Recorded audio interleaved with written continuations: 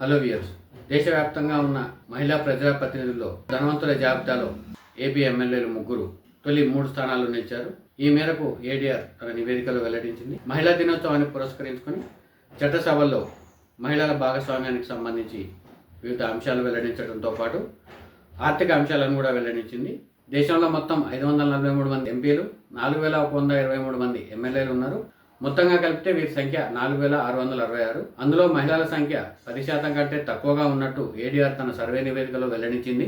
543 మంది ఎంపీల్లో 74 మంది మాత్రమే మహిళా ఎంపీలు ఉండగా 4123 మంది ప్రజాప్రతినిధుల్లో 390 మంది మాత్రమే మహిళలు ఉన్నారు. అంటే మొత్తంగా 4664 మంది ప్రజాప్రతినిధులు ఉంటే అందులో మహిళా ప్రజాప్రతినిధుల సంఖ్య 464 మాత్రమే ఉంది. ఈ మేరకు ఏడీఆర్ తన నివేదికలో వెల్లడించింది. ఇక మహిళా ప్రజాప్రతినిధుల ఆస్తుల విషయానికి వస్తే 14 మంది మహిళా ప్రజాప్రతినిధులు బిలియనీర్లని ఏడీఆర్ తన నివేదికలో తెలిపింది. ఆ 14 మందిలో కూడా టాప్ 10 జాబితాలో తెలుగు వాళ్ళు ముగ్గురు ఉన్నారు. వాళ్ళు ముగ్గురు కూడా ఏపీకి చెందిన వారే. వారిలో కోవూరు ఎమ్మెల్యే, టీడీపీకి చెందిన వేమిరెడ్డి ప్రశాంత్ రెడ్డి 716 కోట్ల రూపాయల ఆస్తులతో ప్రథమ స్థానంలో నిలిచారు.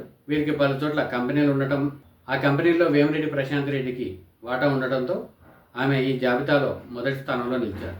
ఇక కడప ఎమ్మెల్యే రెడ్డప్పగారి మాధవీలత 388 కోట్ల రూపాయల ఆస్తులతో రెండో స్థానంలో నిలిచారు. మూడో స్థానంలో జనసేన పార్టీ నుంచి నెల్లిమర్ల అసెంబ్లీ స్థానానికి ఎన్నికైన లోకం నాగమాధవి 291 కోట్ల రూపాయల ఆస్తులతో మూడో స్థానంలో నిలిచారు. అంతేకాకుండా ఏపీలో మొత్తం 24 మంది మహిళా ప్రజాప్రతినిధులు ఉన్నారు. వారి సగటు ఆస్తి 74 కోట్ల రూపాయలుగా ఏడీఆర్ తన సర్వే నివేదికలో తేల్చింది.